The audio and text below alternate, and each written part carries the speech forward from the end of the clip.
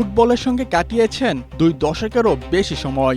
দায়িত্ব পালন করেছেন জাতীয় দলের অধিনায়ক হিসেবেও। বর্তমানে আশরাফুল রানা গোলরক্ষক কোচ হিসেবে আছেন ব্রাদার্স ইউনিয়নে। তবে স্বপ্নটা আরও বড়।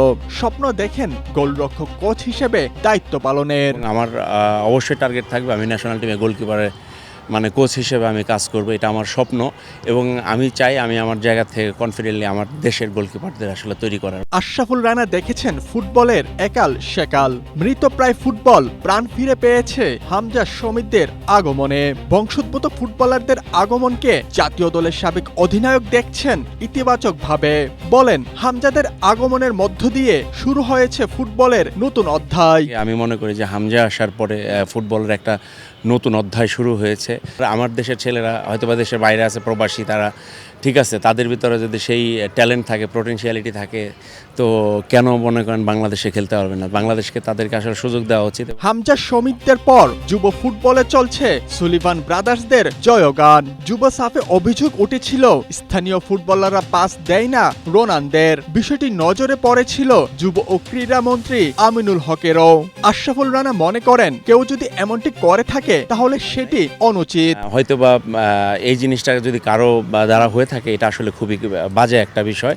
এটা আসলে টিম কম্বিনেশনের সাথে কখনোই যায় না।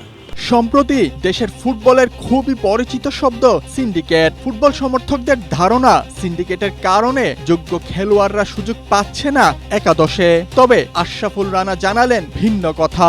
নিজের ক্যারিয়ারের উদাহরণ টেনে জানান, দলে সিন্ডিকেট হতে দেখেননি তিনি। অ্যাজ এ ফুটবলার হিসেবে বলতে চাই যে যখন ন্যাশনাল টিমে খেলেছি, আসলে আমি ওই বিষয়গুলো আসলে দেখি নাই যে সিন্ডিকেট করে আসলে করা, বা এখনকার সময়টা তো আমি দেখছি না আসলে। সম্প্রতি সাফ কোটা বাতিলের দাবিতে বাফুফের সভাপতি বরাবর চিঠি দেয় ফুটবলারদের একাংশ।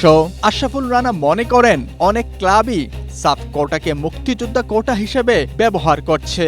অনেক ক্লাবই চিন্তা করে আসলে মুক্তিযোদ্ধা কোঠার মতো, যে আমার টিমে 3 জন ফরেন প্লেয়ার খেলাইতে হবে, সে পারফরমেন্স করুক আর না করুক, আসলে কিন্তু ওইভাবে খেলানো হয়।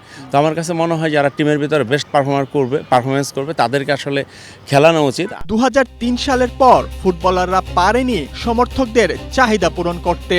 তবে আশরাফুল রানা স্বপ্ন দেখেন, ভারতকে হারিয়ে আসন্ন সাফের শিরোপা নিজেদের করে নেবে হামজা জামাল সমিতরা। রাকিবুল হক, এশিয়া পোস্ট।